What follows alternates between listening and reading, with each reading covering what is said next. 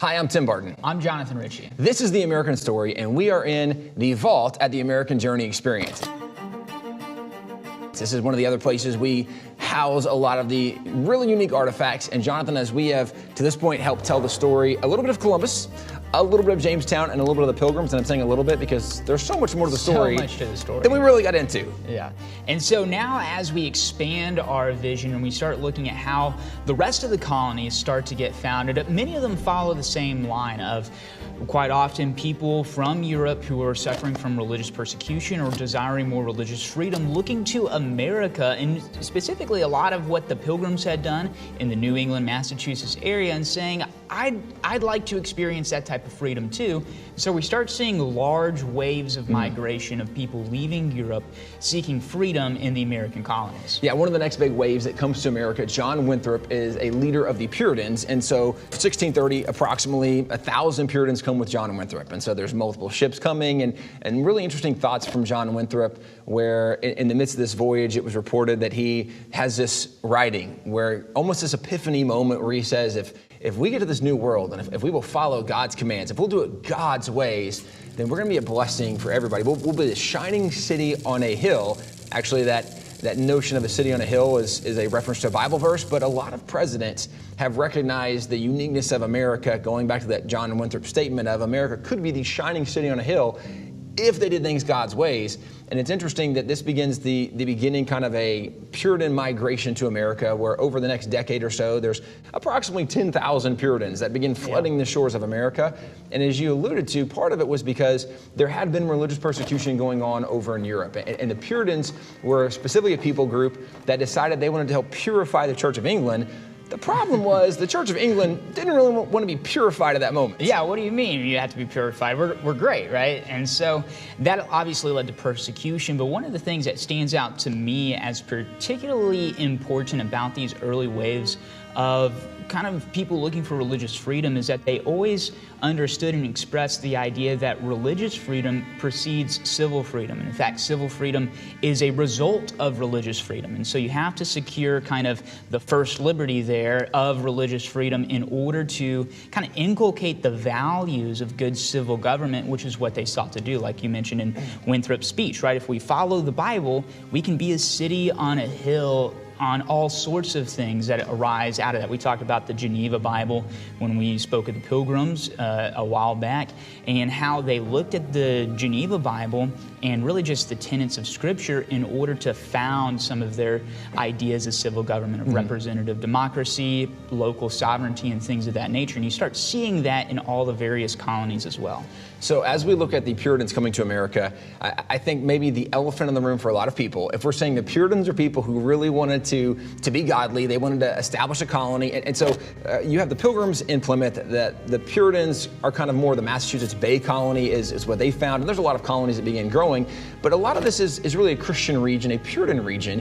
And the thing most people think about the Puritans today is we hear about the intolerant Puritans because of their religious perspective, and they weren't tolerant of other perspectives. But really then it gets into the idea of the witch trials. In the late 1600s, at this point you now have a lot of Puritans living in this area, and the witch trials is what we hear a lot about. But even in the midst of the witch trials, there's a little more to the story sometimes than what people hear today. That's right. And I mean, even if you kind of zoom out and look at their entire legal structure, going back to how we talked about Columbus, we have to look at things in the context of that era.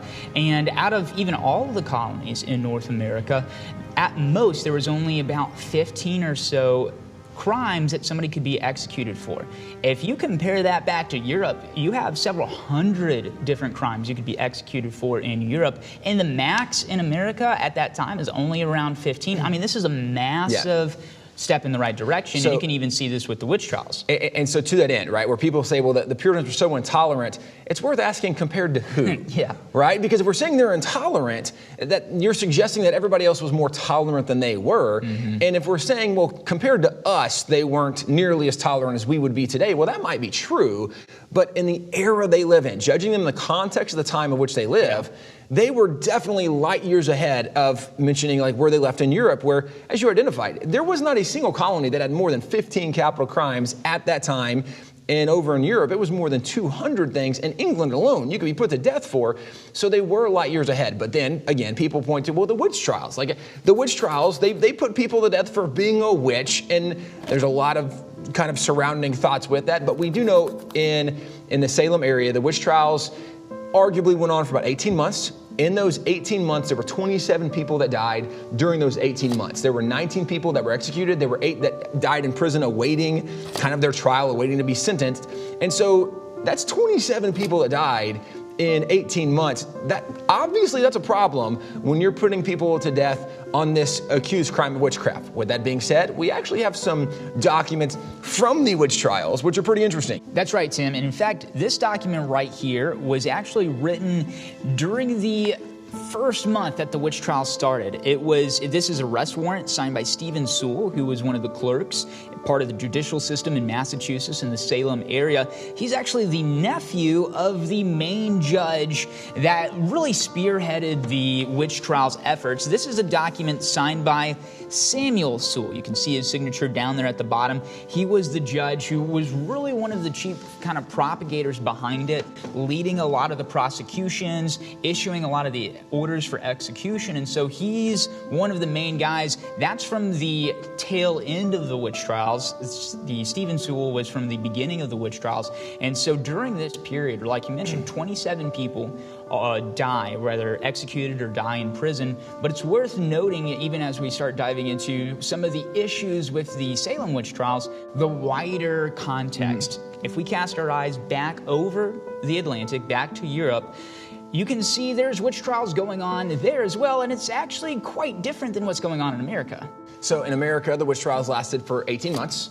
Over in Europe, they went on for decades. And during those decades, it's estimated that approximately 500,000 people were put to death. Among those, 30,000 in England, 75,000 in France, 100,000 in Germany. So this was something that absolutely was wreaking havoc on Western Europe, this ideology of putting an end to witchcraft. And actually, we have something from Europe dealing with witchcraft as well. This right here is a book printed in London in 1677, and it's called The Displaying of Supposed Witchcraft. It's basically like your guide to hunting witches, and it goes through and talks about all the things to watch out for, you know, what is, what isn't, what's kind of suspect, what type of evidence you can use in trials and things of that nature. I mean, it was almost like a major industry there. But just to hold those two in comparison, you have 500,000 people in Europe. Right. Versus 27 in America. And in Europe, it went on for decades. And so it's worth asking the question, what brought an end to the witch trials in America? Why didn't the witch trials in America go on for decades like they did in Europe? And this is where you see the influence of Christianity. Even though in America, it vastly had been populated by people coming from Europe seeking religious liberty, they didn't always do a good job following biblical principles. But in this situation, when there was an atrocity, there were people who said, wait a second, what we're doing doesn't seem to be right based on what we understand from the Bible, where the notion of even due process that we have in America largely was influenced by people going back and saying, what does the Bible say? You should be able to confront your accuser. You should be able to bring forth witnesses in your defense. There's some basic things you should be able to do. And when this was brought to Governor Phipps at the time, Governor Phipps went to Judge Sewell and said, Judge Sewell, how are you doing these trials? Are we following biblical rules of evidence? And when Judge Sewell is confronted with the fact he's not doing this in a biblical manner, they put a stop to all the trials.